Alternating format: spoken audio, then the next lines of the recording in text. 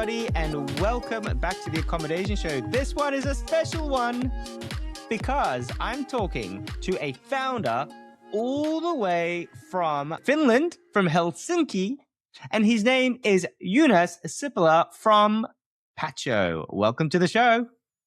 Thanks for having me. We had a bit of a chat before the show got started, and we were talking about how far away Finland is. And you said Finland is far away from everything. That is exactly how I feel about Australia. Is it really that far away from everything?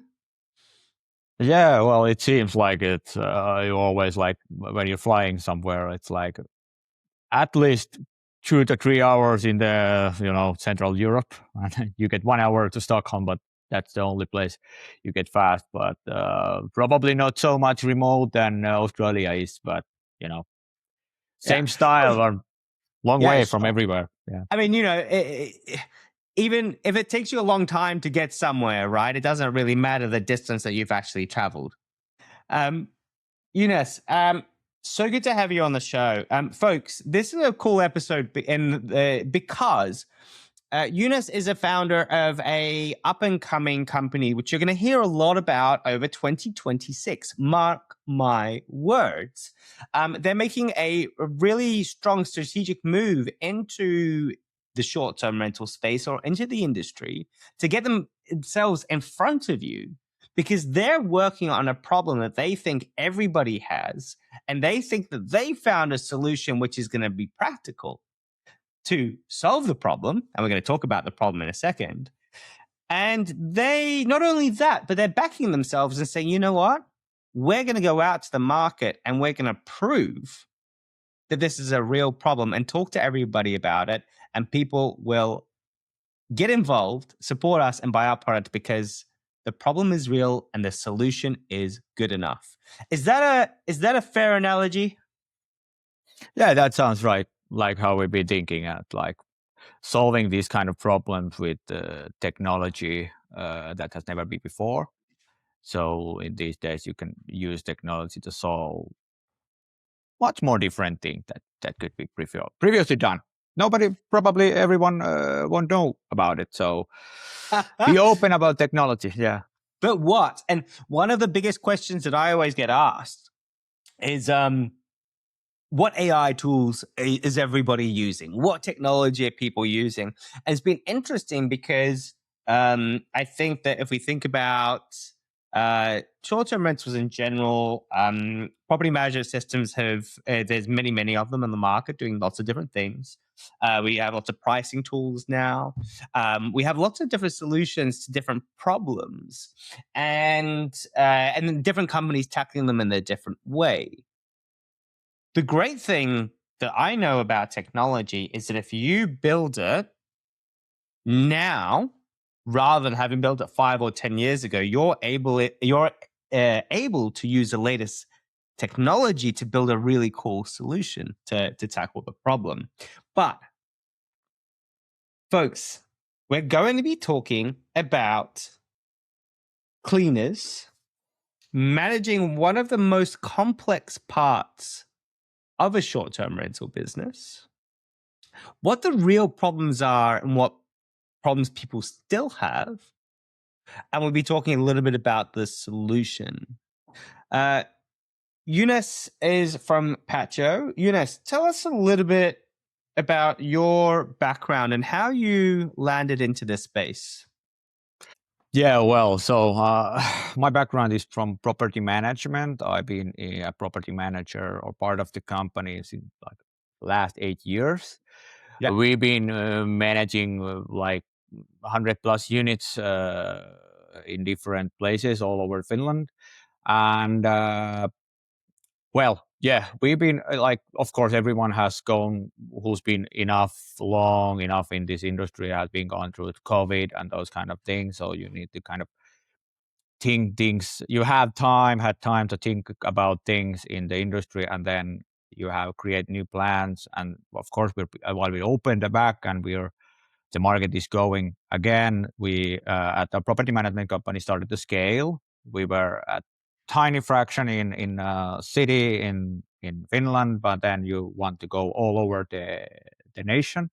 Then you ended up figuring out that we have some kind of bottlenecks growing this business. So and yeah, then we came up that you can, of course, you have a really great tool for pricing and calendar management and channel management, those kind of things. But then how could we end up in a situation we couldn't manage this like daily operations? We always ended up with some kind of chaos, and we like couldn't scale our business efficiently. And well, we tried to like couple other solutions and couldn't find it. This is not solving the real problems we have with managing the daily ops. And yeah, I kind of started to figure out with my friend that how is it that it's kind of not solving the overall problem, but a niche here and there, the current solution. So we kind of, why wouldn't we create a new one? So kind of we ended up with a problem we had in our own company to start that let's figure this thing out like from the scratch. So build thing from the scratch to solve this problem. The current ways of doing this is not enough. Yeah, I love that, and I love the story of a property manager going in and building software to solve solutions that are real in the business. And I think that that really lends itself to potentially a great product at the end, because you kind of you've been in the trenches, you've been in the weeds, and when you talk about chaos, you know what the chaos is like and what's not solving the problem. The one question I've got for you though, it's you're doing this and actually, let's start off with this. When we talk about chaos, you said when we're talking about operations, right? So cleaners and that sort of thing, and maintenance and so on and so forth. And I know that there's other bits that you do as well. But when you talk about chaos, you're like, oh, the chaos in the business. I mean, we've all got chaos in the business. Specifically, what elements are you talking about that were problematic for your business that you weren't able to solve before? So really good question. It ends up on communicating with different stakeholders on your daily ops. I mean, it could be cleaner, maintenance, the property owner, or internal coordination between who's on the morning shift and who's on the night shift, and those kind of things. And well, there's we ended up like when you have like apartments and villas under management, then nothing goes straight. I mean, that someone goes cleaning and everything is great. There's always something, whether it's from the guests or the cleaning gets find something new kind of thing, and something gets always broken. I mean, these are properties, and well, you always kind of end up some kind of findings here and there, and the owner needs you to replace the refrigerator, and we got new sofa coming up and those kind of things. But it's for the operations manager who is running over it daily. So I'm communicating different stakeholders who's going to do what and when and how much does it cost and which is the most efficient way to do this. And then it kind of lands on your desk. You have to write down, you have to communicate someone, you have to ask someone something, and then are you available? Can you do this and that? You have to write the tasks. So like, and this is kind of a chaos that comes to your table. You still have to manage the daily guest communication, solving different kind of pricing things and the normal running things. Yeah. Well, I mean, that is chaos, right? And you as an owner or a manager, then a simple task or a simple problem can become pretty complicated pretty quickly, right? Yeah, and when you grow your portfolio size, it becomes more inevitable. I mean, well, I have to say, or like to say that it's like when you grow your portfolio, your problems grow exponentially. You have much more property owners to serve. You have much more different properties, different locations, and that this brings you a logistic problems. You may have your warehouse management, you may have your laundry, and there's a different size of linens and those kind of things. It always gets much more messy, complicated. Yeah. Okay. So when we're talking about the operation side, I talked about cleaners before at the very start of the episode. Is that kind of where most of this kind of solution lies, or is it in different parts of the business? How does it, when you as Pacho think about the problem, who does it sit with?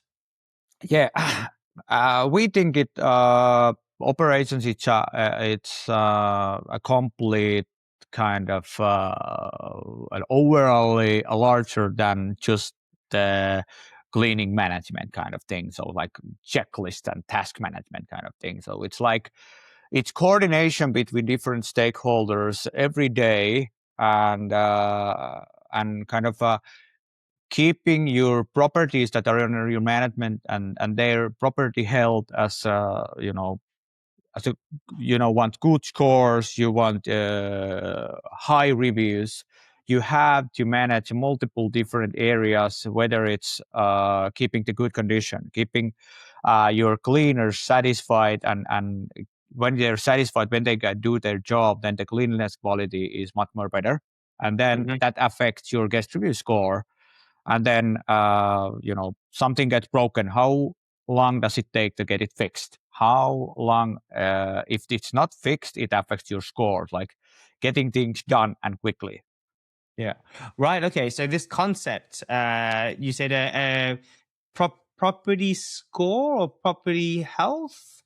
Yeah. So you can think in terms of like property adjuster whenever you have been like having that kind of inspection on it, or something gets broken, something gets fixed kind of thing. If there's like, you haven't been inspecting the property like for 60 days, 90 days, there may be something that isn't good enough if you haven't inspected it really. So it could alert you, like alert things you have to probably next time you go there to check this and that and those, because those may be broken. So being preemptively doing things rather than waiting something get broken. Yeah, sure. So, and then I guess as a property manager, when you're talking to your prospects and your owners, you can also sell that as a benefit, right, of using you as a company.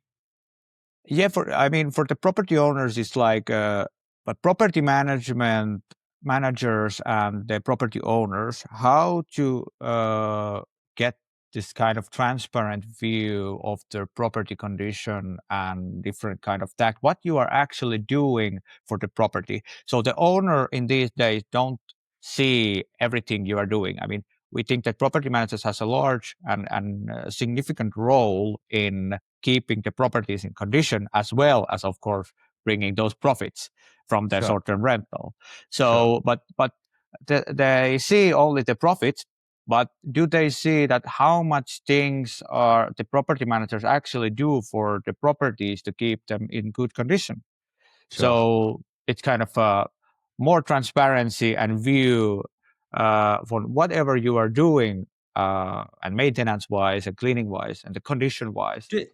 With your platform, do the owners have access to a dashboard, or is it just your internal teams at this stage?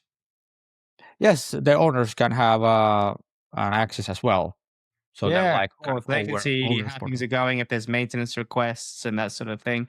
Now, one of the That things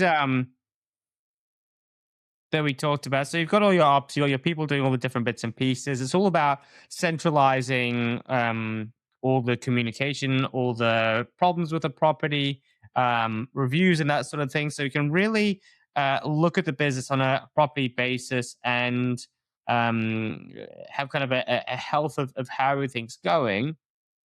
But then we talked about if you jump onto your website, it just basically says if you use this tool, you're going to save X amount of time or X amount of money. And sometimes I'm like, oh, okay, so how do you bridge that gap between where from going from checklists, let's say from a cleaner, or which we actually just talked about a checklist, right? Is that we go and we inspected the property, every however long, that can save time, but I take it that that's not what your website actually means. Yeah, not that you're correct. And there here's the thing: the AI comes into place. I mean, AI is much like could be a buzzword for many, but we are thinking it in practical terms in hospitality. And for example, the AI could help you and already helps you to create the follow-up tasks. Of course, you have the normal automated tasks and you have the templates and those kind of checklists. But when it comes to something is gets found and you can create kind of workflows that something happens, something finds something kind of picture. AI can read pictures, and they create suggestions and good enough instructions for the next one to handle the things and Mhm. analyze how important, how urgent this is. Does this need to be done in 2 hours before the next guest, or is this enough that could be handled with next turnover? Yeah. And analyzing it, what is the most efficient way, cost effective way to do it. Yeah. Oh, also analyzing if it's cost effective to do it in a particular way. Yeah. So should it be done with at the same time, or could it be done with the next turnover? So it's like there's no extra logistics, or should we send a maintenance guy straight away? Of course, it's like more extra logistics. Yeah. Sure. Look, it kind of sounds like a little bit of a nirvana. What you're trying to create is almost like a human being, an ops manager that sits on top of the business, right? And that's able to go through and delegate tasks, understand what the task is, priority, price it, have some critical thinking as to better ways of solving things. Um, eh, have you achieved the impossible? Is that is that what we're saying we've done with Pacho? I mean, I'm telling my colleague already that do you know that we are probably the most hardest place in this industry. So of course we're not done. I know. I mean, when you can be done, but we're going. We have that kind of way of this should be solved as a whole, the operations wide. So things and people needs to be linked, and the workflow needs to be linked, that you have one tag, it probably won't even end at the same time, but it should be still you can continue on the task later on, but it's still on there and you see that it's open. So whenever it could be a different person doing the later part of the work, but Sure. I mean, it's the complex thing, keeping those kind of maintenance and things going on there. But a bit by bit, we know that there are gaps and holes you want to fill, and certain different decision points you can add AI on. But yes, the operations management or the operations manager should be the one who makes the last decision. Yeah, sure. And it's giving that operations manager a lot more visibility. It helps the staff to communicate back to you as to whatever issues they are having, that sort of thing. Are we also dispatching cleaners and that kind of stuff to jobs when people check out and that sort of stuff? Yeah. So the autonomous dispatching, of course, normally you have reservation, you have checkout cleanings, you dispatch them, you make set rules on who's gonna do what and which, and then you may have work shift when you have internal cleaners. You can make the kind of automated routes, and based on who's available and when, you do this and that and this in this. Yeah.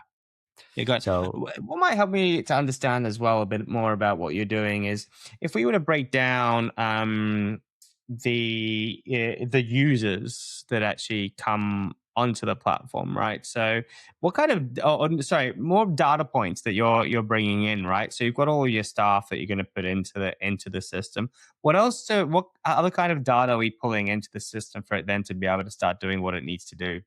So you could pull out any data you may have. So there's like ways that executives will probably look at more larger like financial view on things, and Yeah, or at the operational KPIs for like monthly view, and then you can pull those normal reports as well. But we have all of data is tracked, and it's more like what you want to generate, but for example, from the reservation data, how long has it been for a cleaner to complete a job in certain place, and what kind of guest reviews they may have. So we link the end user guest review from Airbnb to the Yeah, wow. cleaner who has been doing the cleaning.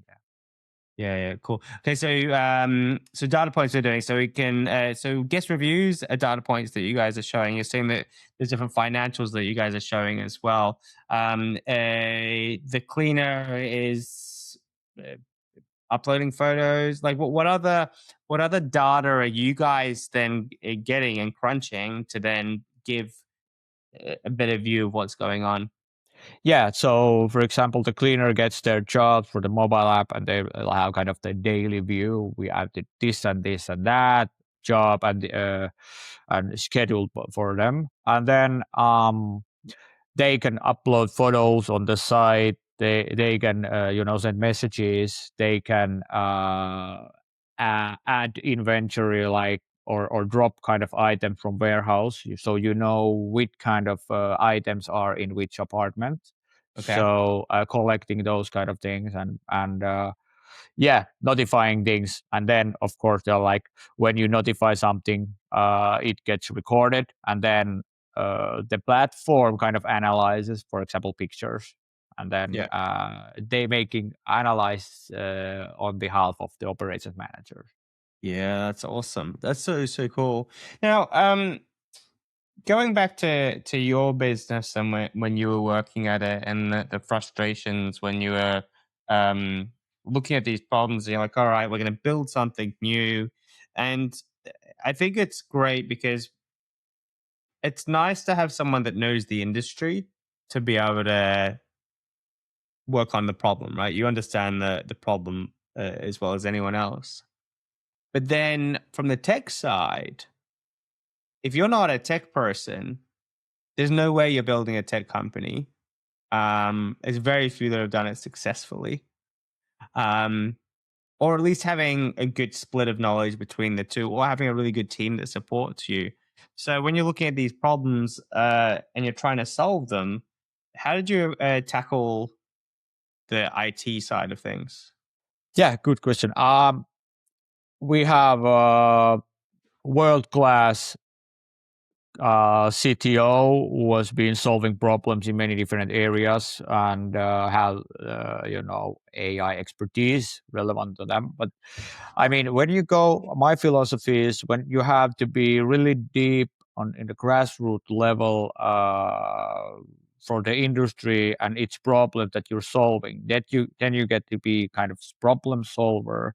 For example, I've gone with my CTO with the cleaners and having the timer. How long does it take to do things, and looking after them at what are you doing, and with which order, and so kind of making it understand. But of course, we're talking every day with our customers, so we're not building this ourselves. We're talking with our customers, what kind of problems you're having today, what have you been doing in the last week.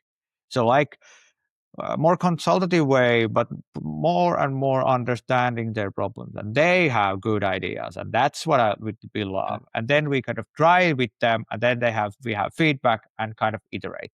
So that's the way of we doing, Yeah, and it cool. helps our technology side as well. Yeah, right. Well, of course, right. So, and as well, if you're not operational in the business, you might also not be using the tool actively within as you're working on it. That's so cool. So, you got a CTO. You're happy with this CTO, and then you starting to build the product. How long did the product out from when you guys started thinking about it to starting to build it? How long has that road been? So when we started thinking about it, was like with a beer in somewhere in Helsinki with my friend, and from that point when we started, it was like summer 2024, I would say. And then we started thinking, and in the fall we kind of ended up drafting a business plan, and those kind of things. And yeah, of course, it was a process getting your the right CTO, and then starting building it. I would say it's like 1 year ago. we started Yeah. building the actual product. Yeah. And do you have a big team yet, or is this? I imagine it's pretty lean, right? It's lean. But we're hiring currently, and we're in the middle of hiring process. So Yeah. bit by bit, not a large team yet. Yeah, yeah. No, I mean that's okay, and that's the thing. I think that when we're looking at products like this, I think being super honest about where you guys are at is really important because people will support you. They want to. They want to support the underdog and that sort of thing, and give things a go. And you can ask the right questions as well. Like when you said, "Oh, we talk to our customers." Well, it's kind of being honest about the fact that you don't have all the solutions, and they're the ones that are going to come up with the best solutions, the best ideas.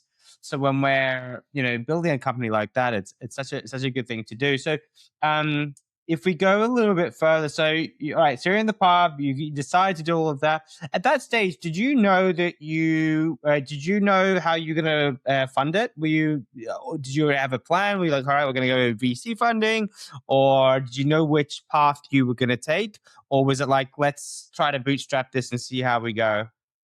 So we have, of course, different plans on how we can continue moving forward. But yeah, we got VC funded, so that's like Ah, ended the kind of discussion on where to go.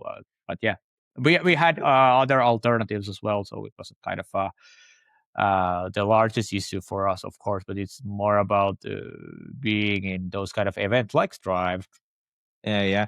Well, it's interesting because the other thing with the funding, as far as I know, everyone that I've talked to, as soon as you close one round, you're off to try to get the next bunch of money to keep them going and keep them growing, which is good. And I think it's important that there is enough money in the pool to do things properly and to pay people properly and to get the right expertise behind you to build a product which is really solid, so that people can really benefit from it. Because I mean, even if we talk about AI and like all the security layers that you need on top of it to make sure that it's working the way that it needs to, there's this. It's such a complex thing to build, and I think people get very ambitious that I'm going to go and build myself a tech company, and then they go and try to outsource it, and there's just absolutely zero chance of getting a product that's going to be good enough for the mass market. When I say zero, maybe 0.1%, right? Like it's infinite, it's infinitely small. So I think that you're quite brave as well, Joonas, that you're doing this now. I think that you had a corporate job and now you're not doing that anymore, and you're focusing on this particular product.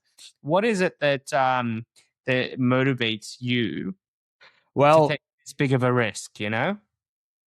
Well, I think in life you have to take risks whenever kind of it when the opportunity comes to you. That's a no problem for me to think. But what motivates is like the industry has taken me. I mean, being part of the property management company, I've been always interested in things in this industry, and getting in the technology side, helping people. So I've been like in my previous corporate job as well, I've been helping people as a consultant role. Now I can be directly with customers, helping them and listening to their problems. And it's like probably for me it's more like philosophy, helping people. I mean, Mm. and this is in the industry I certainly like, probably love, but it's been an exciting journey already, and I'm like more excited every day, and I just like to talk with people. I like to Yeah. talk with the customer. See what problems they're actually having, right? And then whether you guys can Yeah. solve them. You don't have to reveal too much, but you said that you like talking to your customers. So I take it that you guys already have a customer base that you guys have been working on. Are they local to Finland, or are you guys international already? What does that mix look like? Are you feeling that now you're going to start growing, or have you already been growing really well and you're just going to add to that? Yeah, so we're starting going this event. So we've been in one event already this year. So we're starting the international expansion currently. Yeah, we have a bunch of customers, of course, in Finland. Finland is pretty small market, as you could Sure. imagine. But of course, the markets are international in this world. and this space. And we're still starting. We have pilots ongoing. So international pilots already, but yeah, just starting on the international side. But yeah, like to talk people with international, space, how they do things in different areas. For example, in Australia. I'm sure you will. I'm sure you'll talk way too much to people. You'll enjoy it. And I think the one good thing, if anyone's coming to Strive, I thought I'd put the Strive shirt on. I don't normally wear it when I'm doing this, but I think it's great because you guys also integrate with the PMSs and that sort of stuff. And that was a great strategic decision. I don't know if you knew it or not, but that's really like one of the keys of a startup. If anyone out there is about to do a startup in the short-term rental space, the property management systems are the key to your growth. They've got the keys to the castle at the moment. Yeah, it kind of is what it is, but it's a great way to expand. So, look, I really admire your candor. I like the fact that you're getting out there and you're trying things and you want to make it work. I really think that it's something to do what you're doing, and that because you are doing it, you should. The success will come back to you, if that makes sense. Like, because you're willing. What I'm saying is, you're proving that what you have has got value by taking the risk of coming out and to do what you're about to do over the next 12 months. So I'm really looking forward to watching your journey and your growth. I want to see your product as well. I'd love to get a bit of a demo and understand how it works a bit more. Are there any final thoughts or tips that you would have for people out there? Yes, I probably. Well, I be curious about technology would be in this space. Things are evolving, and there are a lot of things that are already manageable or available there that could have been couldn't have been in 2 years like before. So the AI is of course bringing it faster than before, but things are evolving in many fronts. So be curious, be opportunistic, try things, and then you can kind of learn from those. But you should be at the forefront rather than laggard in this space. Sure. Because many companies we talk with are they are in good shape in technology wise, and they are already and continuously trying new things. So keep that in mind when you're as a property manager. That's Oh, it's a great tip. It's a great tip, and I think that quite often we can get stuck with what we've got. And the other thing, there are a lot of products that they've been around for maybe a bit too long, maybe haven't changed or innovated, and there's new solutions out there that are pretty cool. I don't think that you guys are trying to replace anything. I think that you guys have got a different product from other people which are out there. So I think it's always worth having a look and say, hey, is this going to suit my needs? So, Joonas, by the time this episode comes out, I think it's going to be about a week or two, and then we'll be meeting. You're coming to Melbourne, I take it, or is it your team? Yeah. You're coming. Yeah, we'll be there. Fantastic. So we'll see you here, and we'll see you in New Zealand as well. So you're doing the full Strive experience. It's an absolute pleasure to have you on the show. Have a bit of a chat with you. Meet an entrepreneur and someone that seems really nice. So I'm looking forward to getting to know you a bit better. And folks, if you are tuned into this episode on Spotify, then make sure that you leave us some stars and stuff. Actually, did you know that Spotify broke 714 million active users as of a few days ago? So absolutely massive growth with Spotify. Anyway, give us a little like. Maybe we'll get more people listening to us. And then YouTube, subscribe to us on YouTube, give us a like, give us a follow. I know I say this every week, but it does literally make a huge difference. And it means that I can keep on doing this amazing stuff. Joonas, thank you very much. I appreciate your time, your energy, and thank you for getting up early to chat with me. I wish you a very good day. Thank you, Bart. Likewise.